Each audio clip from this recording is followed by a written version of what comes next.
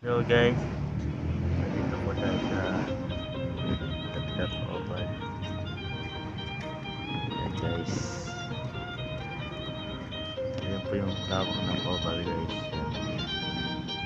So, this December guys, magtatayo sila ng perya dito. So ayan guys. No? Ayan. So dito tayo sa may eskwela. Ayan guys. Yun. So yung banda doon guys, yun yung Dapdap High School. Tagpunan pa isa dito guys. High school rin to guys, at senior high school. So yun guys. Nung makikita nyo sa may video guys, dito tayo nag-jogging. Yan, naglakad-lakad tayo dyan. Yan, dyan ito yung oras yun guys. Napaka-init, pero okay lang naman guys. No? So yan. Dito rin kami namamasyal dati guys. Nung may mga perya, gano'n. Pag bumibili ng mga pamasko. Yan. Yan, eskwela, elementary naman to guys. So, meron pa elementary dun guys, doon sa may tabing kanto guys. No? So ito kumbaga pangalawang elementary yata to.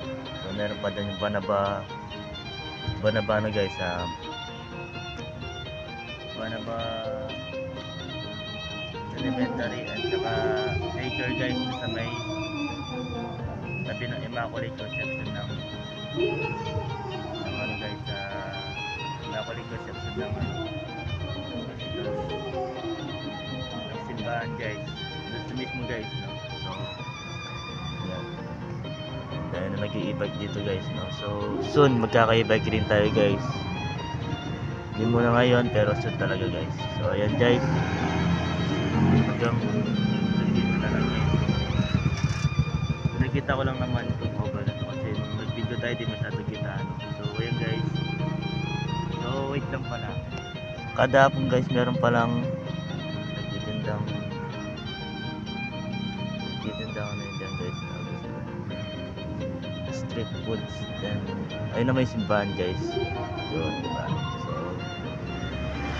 So ano yun, ayan, magandami nagtitindang street foods dito guys. May almusal dito guys kung gusto nyo pumunta ng umaga. May lugaw, goto, or ano guys, palabok, gano'n. So dito na lang guys. Peace.